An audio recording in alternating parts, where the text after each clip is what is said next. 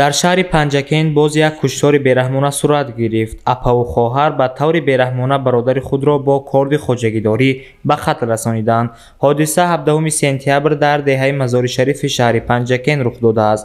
Дар натиҷаи муноқишаи оилавӣ хоҳарон Розиқова Маҳкамои 58-сола ва Розиқова Истодаи 48-сола бародари худ Ёрбой Розиқови 42-соларо бо корди хоҷагидорӣ ба қатл мерасонанд. Акбар Шарифӣ, сухангӯи раисати Вазорати Корҳои Дохилӣ дар вилояти Суғд ба пресс-атиҷӣ гуфт, ки мақомоти милитсия аз ин ҳодиса хабар доранд. Аллакай нисбат ба ин ҳодиса парвандаи ҷиноятӣ боз шуда тафтишот идома дорад, гуфт ӯ. Бино ба иттилои манобеи огоҳ, Ёрбой Розиқов бемории рӯҳӣ доштааст. Хоҳарон Маҳкамой ва Истода бевазн буданд. Бояд гуфт, ки на танҳо дар шаҳри Панҷакент, балки дар дигар манотиқи кишвар низ чунин ҳодисаҳои куштори бераҳмона ба вуқӯъ мепайванданд.